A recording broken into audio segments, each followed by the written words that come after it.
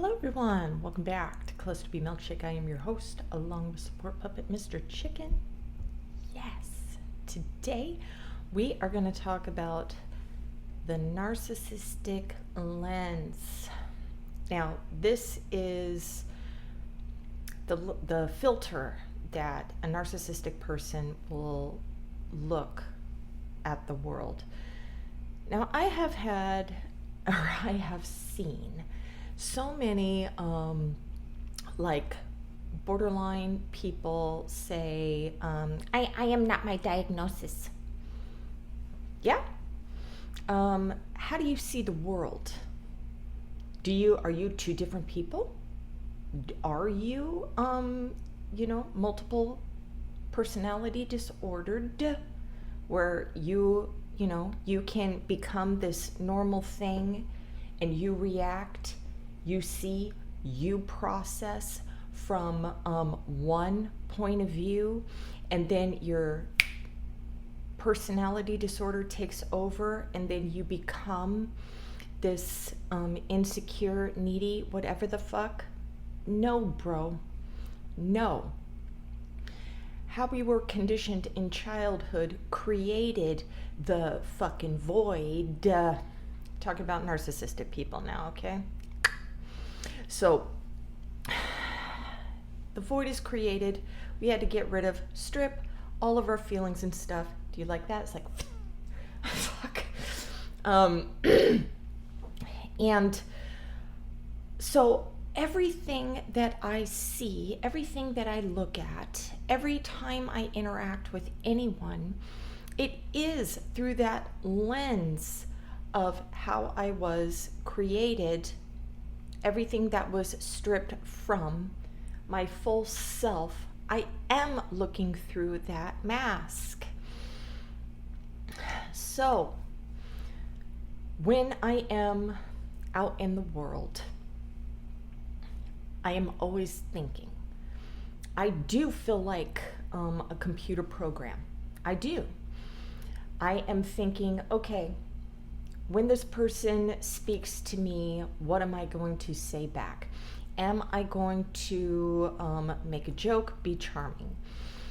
When anyone speaks to me in a negative way, my automatic reaction comes out in the file system of something clever and to cut you down.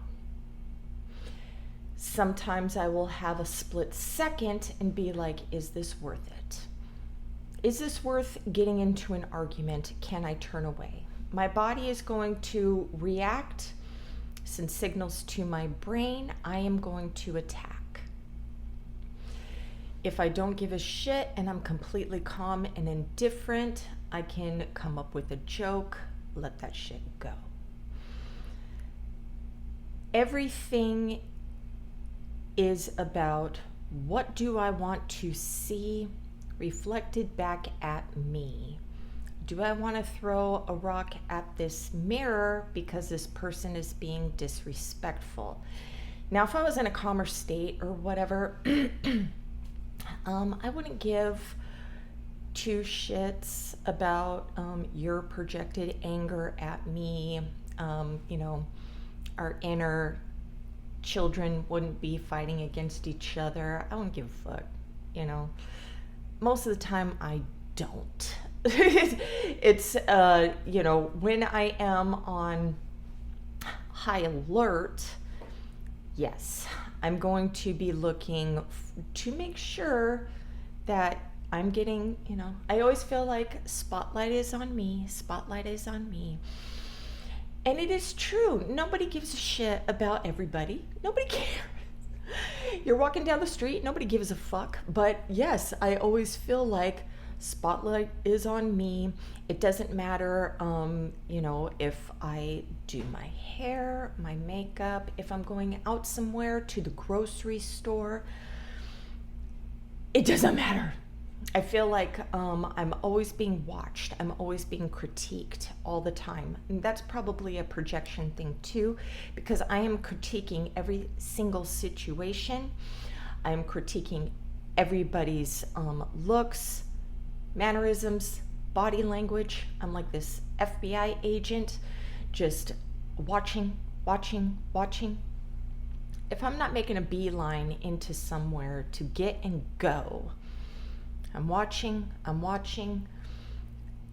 I do this at work. When I would be at work, I am studying. I am quiet. My fun and funny personality doesn't come out right away. I'm checking to see who is in authority. I'm checking to see what your humor is like. Who do I get to joke with, who I do not? Who gets a mass amount of respect? Who do I get to talk shit in the gutter with?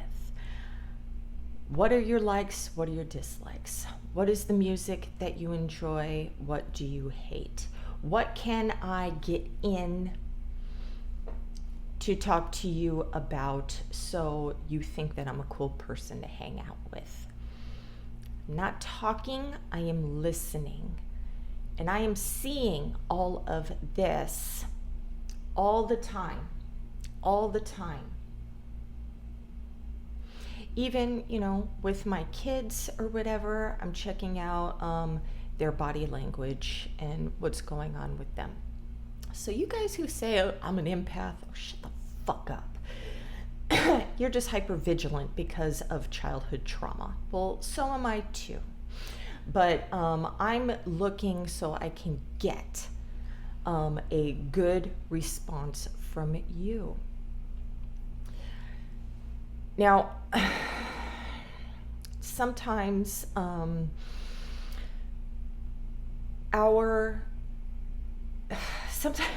sometimes like I will see people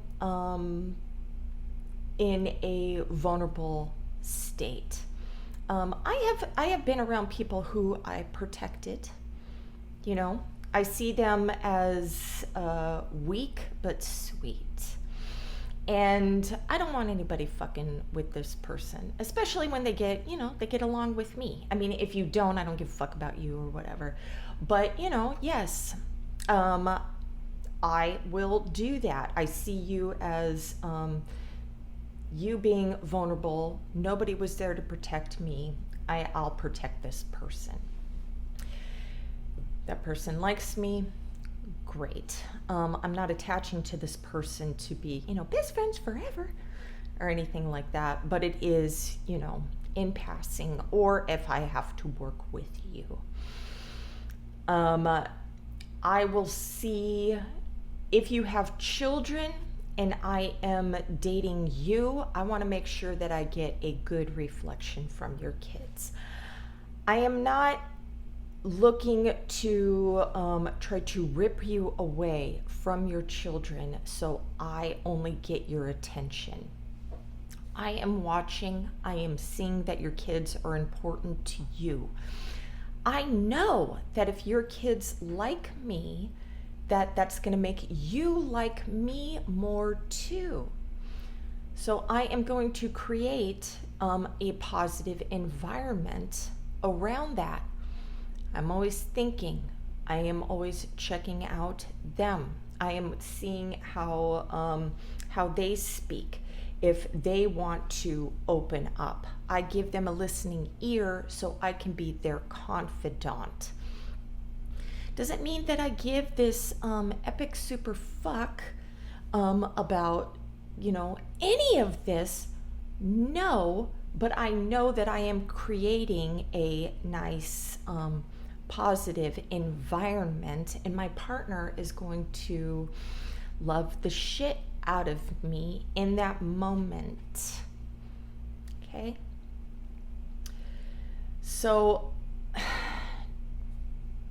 darker treated people will see your innocence as a weakness. And because we don't like this about ourselves, you're the perfect playground to fuck with. This is why empaths will say that narcissists are attracted to them. We are not. We don't like you. We don't like your weakness. We don't like your vulnerability. We don't like you trying to make us be you. You want us to open up the things that we are protecting. You want us to get closer. You want us to enmesh. We don't want that. We want that the fuck away from us. We want to have fun with you. We want to get our needs met through you, get married, have a relationship business. It's not something that's going to grow emotionally. Do we know this? I can only speak for myself that when anytime I got married, I was hoping for some sort of safety, you know? It was almost like, you know, Dad, take care of me. You know, Dad, don't run away like you did when I was a kid. You know, and I would play my role, which would be either the emotional support system, the sexual support system.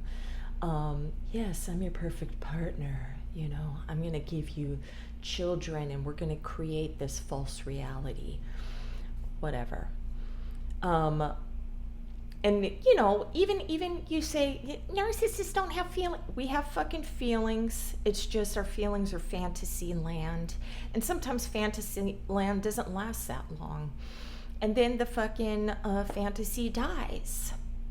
And then you see, you know, reality set in. Sometimes when you're with a narcissistic partner and they are, you know, honeymoon stage and everything's great, and then they start to fall away into their dark space. And that's automatically going to make you become anxious and attach harder.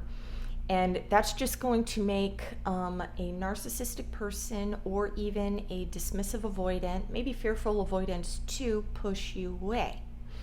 This is automatic from you, and through our lens, we are feeling smothered, controlled by you because you're just bitching about everything. I have tried my hardest covertly to help people on avoidant groups to see that can you remember who you are, have your own hobbies and traits and everything that you enjoy about yourself, instead of being hyper focused on someone. You, the anxious attacher, is empty. Can you learn to fill that up and stop trying to get it from your avoidant partner? Can you be grateful for the things that they do? This one chick, she was like, yes, my avoidant partner was doing all these 5 things for the kids in the house, but I wanted him to fold the clothes and he wasn't doing that one thing. So now I'm miserable as fuck. And I'm like, maybe if you looked at the things that they were doing and being grateful, at least you would have, a nice environment and everything like that. And she's like, no, fuck that, fuck that, fuck that. I want the clothes. I want the clothes. And I was calm and I didn't say shit. But what I really wanted to say is, I would leave you. I would leave you, you ungrateful fuck. But I'm being good. Can't save everyone. And especially people who don't want to listen. So you have your own lens that you look through. We have ours. Most of our lens, unawareingly, I didn't know that I was fucking super selfish. I didn't know that I was just getting my needs met. I didn't know that I was manipulating my people just to get a good reflection from you. I didn't know I was projecting, when you would do something to me and then it's triggering something inside of me and then hurting you. I didn't know that I was, trying to control you so I could feel safe. I had to really learn about these things so I can self-reflect, put that into the computer file, program. So when these things come up, I can go through the computer file and be like, am I doing this because of this? The only thing that sucks about self-reflection is that self-reflection in the beginning, it's not automatic. And so I'm going to have to take space, or I'm going to have to think about this for a little bit, you know? Also looking through a lens of NPD, I'm looking at it through my own childhood. So sometimes I will believe that you're doing shady shit, that you're not doing shady shit. I am going to think that you're gaslighting me, you're fucking with me, you are trying to provoke me into a fight. Sometimes people are, because you have your own pain going inside of you and you're projecting that too. But sometimes you're not. Relationships are really hard, people. So it's very important that everybody works on their own inner shit. They are trying to be present with their partners. If they know that they have anxiety or whatever, being able to share it with a partner that's actually going to be receptive is good. But if you're walking around eggshells around somebody who is only going to be looking through the lens of of you attacking them all the time, that's not a good place to be. You do want to be able to communicate and feel safe without having to manipulate a motherfucker, you know? So deconstructing that lens, trying to rebuild the things that were removed, is not simple. And when you try to throw, you're a narcissist, or you're a toxic fuck, or you're borderline, or you're fucking a psychopath, onto someone, either this is who they are and you got to deal with it. They don't want to change because this is their normal, and they know that they can manipulate you because of your abandonment issues to stay. Or they do know and they don't fucking care.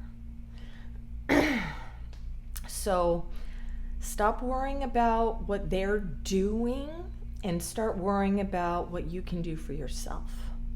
Okay? All right. I hope that was helpful. Have a great day. Namaste.